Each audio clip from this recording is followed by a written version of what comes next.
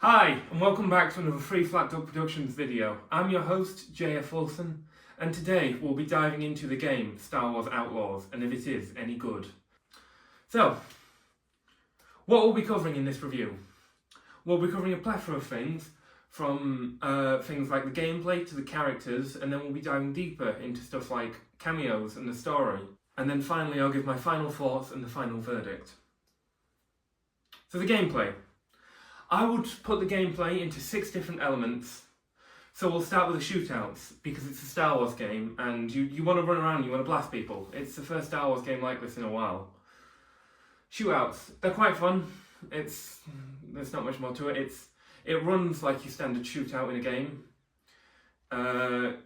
You have Nix, who's your companion, who you can send to attack enemies and distract them and stuff. And you've got your gun comes with 3 fire modes. It comes with standard blasters, power blasters, and then ion bolts, which can be used against the droids and different enemies of that kind. Your standard bolts come with 3 configurations: normal bolts, rapid fire, and then I've played this game now for 26 hours and I have yet to find any hint of what the third one is. So, ion bolts. Ion bolts come again with 3 factors. It comes with just a standard ion charge, which takes a couple hits to kill anything. It comes with a ion surge, which destroys anything that's electrically powered within something like a 15-meter radius of wherever you hit. And then again, I've played for 26 hours and there's been 0 sign of what the third ion bolt configuration is. And then finally, you've got the most fun one to use, which is the charge blast. The charge blast comes with 2 configurations. You can have a charge blast or a supercharged blast. With your standard charge blasts, you have to charge it up to a certain amount and then just fire it. And your gun can have 2 of those before you have to reheat. The supercharged blasts has you can fill it up to whatever you want before you send off the charge blasts and destroy enemies. I found that weapon type to be most effective against your heavy guards, like the Gamorreans and any melee types of that, basically. The Shiba clan. Stealth in this game, it's relatively easy.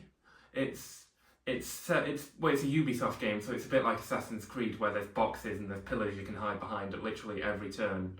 The only thing that makes it problematic is, quite often, even though the enemy's walked up to you and you press the button to do the stealth knockout, it doesn't apply. The enemy spots you and you failed the mission and you have to go back right to the start, which is massively problematic. And it's most of the reason why I've only got 26 hours on this game, because it's just the same 8 stealth missions.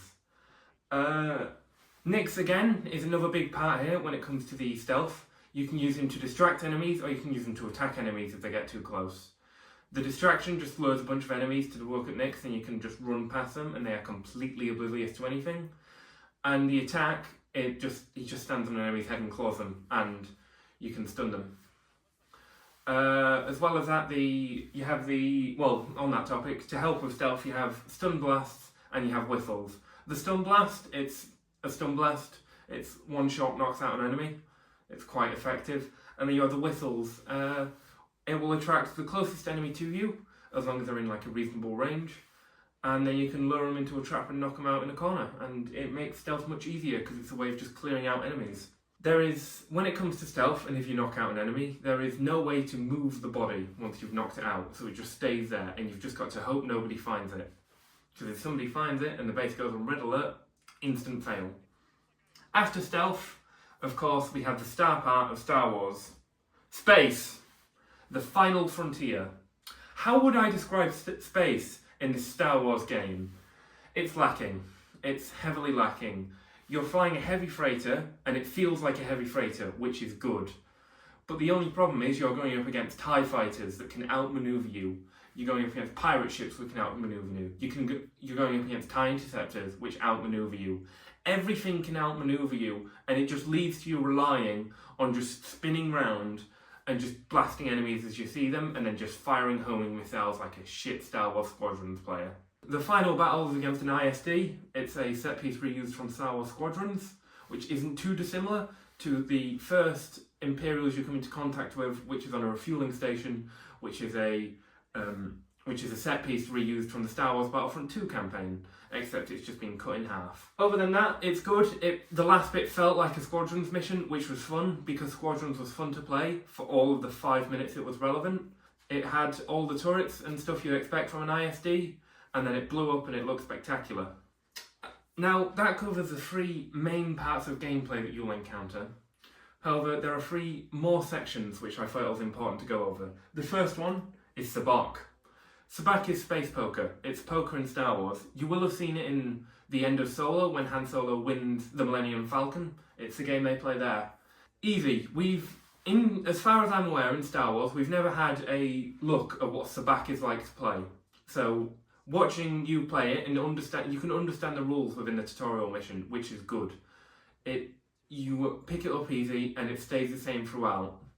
The only thing that makes it challenge is the special tokens you can get. 24, I think, in the game to unlock, and you have to play every Sabacc table to win. They can do things like change the imposter cards, the state of play, they can get you more poker chips if you want, stuff like that. Up next we have syndicates. There are 4 syndicates in this game. There's the Hutts, the Pikes, the Crimson Dawn, and the Ishiba clan. The gameplay is fun for these, it's just the bounty, it's how you get missions in this game. You'll go to a handler, and then you get the missions and you do stuff. A reputation-based system, so the more stuff you do for one syndicate, the more the other syndicates will drop down in your favour. There's a set of rewards at the end of every syndicate. So the first one, you get a blaster skin, at the second one, you get some perks, and then the third one, you get a costume. They're good, they affect gameplay. You have stuff like Imperial disguises, you have stuff that makes you more better, you have stuff that makes K better at blaster fire, and there's all sorts of stuff like that. After syndicates, you have the specialists. There are 8 specialists in the game. These specialists are needed to progress the story, but you're not told that. My recommendation is, as soon as you have a specialist mission available, get it. They affect gameplay, they give Kay tools that she needs, such as slicing kits, hacking kits, special blaster configurations. They can give you Sabacc tokens, they can give you everything, and then you get a series of 6 missions with every specialist, which just gives you special perks and stuff. You can increase the Deadeye meter. That concludes our look at the gameplay, so I thought we should have a look at the characters next. There are 3 characters of note that I wish to focus in on. The first one is Kay Vass. I have never seen a more wooden plank of a character than Kay Vass in any bit of fiction ever. Everyone likes her for no reason. There is nothing she can't do, and it's just why? She seems to have done everything already. The only time she faces the slightest bit of adversary is with the Rebel Alliance, but they're like, oh, well, we did leave you to die, but maybe we could employ you, so you know. It's stuff like that, and it's just why. There's no challenges she faces gameplay-wise. It's whenever she walks up to a checkpoint or anything, they're like, well, we can't let you pass, but she was like, what if you let me pass though? And they're like, well, just this once we'll let you in. There's nothing likeable about her. She has 0 personality, and there's nothing else I can say about her. I spent 26 hours with this woman, and there's nothing good about her. Up next we have ND5, the undoubtable star of the show. ND5 is a battle droid, or a commando unit, from the Clone Wars that was recommissioned by the Jalen for his services on Corellia. He's the droid of the game. They try and give you a halfway through the story, you try and get a ND5 is in great danger and he's going to die mission, but it's like he hasn't really done anything but try to kill Kay. There are hints of a personality, but nothing really shines through until the end, when the entire final mission is saving ND5 when he's trying to kill Kay, and it's very sweet, but they could have built it up more. Speaking of the story, Jalen. Jalen is the main villain that nobody sees coming. You spend the whole game thinking it's Slyro, another blank slate of a character that's the head of some syndicate that's new to Star Wars Outlaws and as no one's ever seen before. But at the end, he gets shot and Jalen takes over. Everybody saw it coming. Wow, they're brothers. I didn't see that coming. Yeah, that's it. There's nothing else to him. Literally nothing else to him. Anyway, the story. The first thing that happens when you load up into Star Wars Outlaws is you're treated to a cutscene of Slero executing a load of enforcers for each of the syndicates. And he says, "I'm the syndicate now," or something like that. And that's how his campaign starts. There's nothing else to it. The prologue, you play as Kay Vass on Canto Bight. You may remember Canto Bight as the casino planet from The Last Jedi. You probably don't remember Last Jedi because it's one of the worst films ever made. You do some missions and then you get a job as a heist and you have to break into a vault. But in the middle of the vault, you're betrayed and you're left for dead. And then you break out and you steal the ship, you steal the speeder, and then you get a new best friend called Guido who's with you for the rest of the prologue. That's it. There's nothing really of note about Kate that you learn in this section. But after you get the prologue, you of course have the middle section of the game, or the story. The story kicks off after it's revealed that Guido is a traitor that nobody saw coming, and you get a hyperdrive, and then you're approached by Jalen Vass, who claims to be the true owner of the Trailblazer, and he's like, "Well, you've got a hyperdrive and I need a ship, so you either work for me or we'll kill you." And it's like, great, I wonder how this guy's going to turn out. The main story is 3 segments. Each of them are on a different planet: Kijimi, Tatooine, and Avazda. On Tatooine, you land at a random town in the middle of nowhere, and you meet Quinn, one of the specialists. You team up, and then you go looking for a heavy gunner. You meet the heavy gunner. He's a Tusken Raider friend, and he lives with the Tusken Raiders. You then go and steal a Krayt Dragon egg from a dead Krayt Dragon, and you go back and you meet him in a bar, and he's playing Sabacc. But then, plot twist, he's a traitor, you get stunned, you get thrown in jail, and your pet Nix gets taken away from you. This leads to you breaking in, and this is probably the most fun bit of the game, but only because it's a recognisable thing and it's something you care about. You break into Jabba's palace and you steal your pet back, and then you meet Jabba. That's it. You shoot the Rancor and then you leave, and that's it. Doesn't matter what your standing is with Jabba before or after this, because you can just get it back up again. It does unlock the Jabba's Quest sideline, which it's about ND5's story and how he came to be and why he has an outstanding debt with the Hutts. After Tatooine is Kijimi. Kijimi is the snow planet from The Rise of Skywalker. It's a fun setting in this game. You're introduced to more of how the world works. It's established far more than it was in the 5 minutes of screen time it got in Rise of Skywalker before it was blown up because somehow Palpatine returned. So you go there and you meet the Ishida clan. And the Ishida clan give you 2 choices. You can either team up with the Queen of the Ishida, or you can team up with the Princess. And if you team up with the Princess, you kill the Queen, and if you team up with the Queen, you kill the Princess. It's one of those missions. Probably the only fun thing to come out of this segment was meeting Kira from Solo, A Star Wars Story. It's Emilia Clarke's character. She's the one that helps you kill the Queen if you side with the Princess. And then after that you meet a 2-foot-tall demolitions expert named Ankh, who only speaks in Huttese, and you have to pay attention to the subtitles every time she talks, which, even though you don't, because she doesn't say anything of important. Neither does anyone that you meet in the main story, by the way. This is your heist crew. These are supposed to be your friends for life, and none of them have anything of note. After Kijimi, we have Avazda. On Avazda, you go to get Guido. Guido is the droid specialist for the final heist of the game. You go there and you go into the Imperial base, and he's like, "Well, I would join you, but there's this Viper droid I need to deal with." Turns out Weibo has improved the Imperial probe droids to such an extent where they're now just police brutalitying everyone.